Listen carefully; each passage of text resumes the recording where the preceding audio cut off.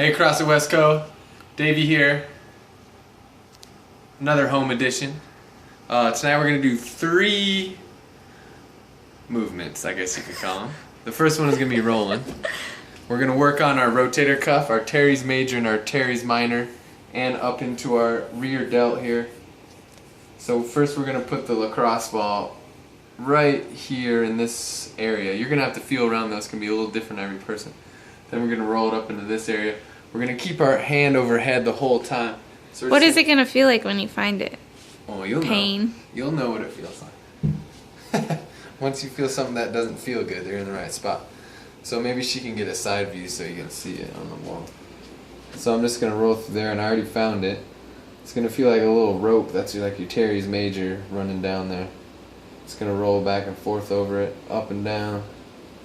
Then move to a new spot. Run it back and forth. Make sure you have your hand overhead the whole time. We're going to work 2 to 4 minutes on that. On each side, 2 to 4 minutes. Sometimes you raise your hand up. Sometimes you find a really nasty spot. I like to move my arm to a range of motion, just to kind of floss that through. Next one, you're going to use this lacrosse ball. And if you're at the gym, you're going to use a PVC pipe. But I don't have one of those today, so I'm going to improvise and use a tennis racket. You're going to take the lacrosse ball, put it on the end of the PVC pipe. The lacrosse ball is going to go right here on your first rib. Ooh. So Nasty.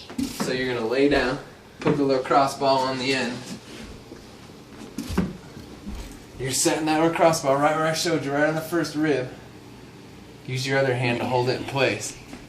And then you're going to scoot towards the wall.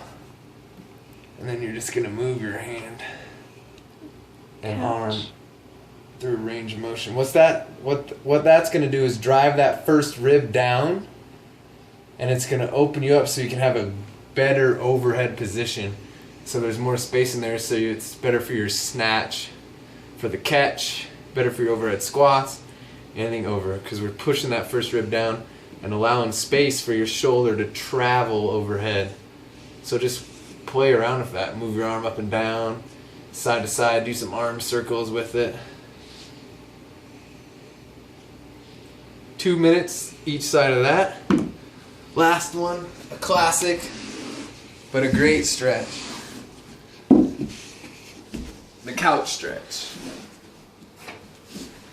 So for this, I see a lot of people doing it at the gym, but I don't necessarily know if we're doing it correctly.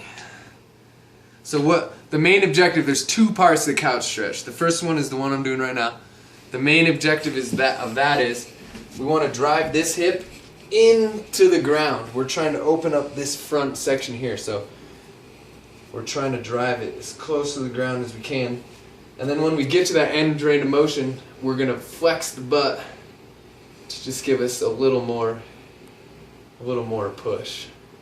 So we flex the butt, release, contract and relax that glute off and on for a good 2 minutes. So 2 minutes in this position here, and then we're working our way up to the up position.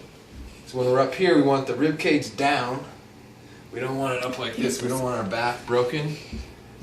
Down. Then we bring the hand overhead. Bringing the hand over the head ties in the psoas to this stretch. So you can twist a little bit, really feel that psoas pull through there. And a minute in this upper position. So that's 3 minutes on each side. 2 minutes on each side of the first rib. 3 to 4 minutes each side on your rotator cuff. Thanks, West Coast. See you next time.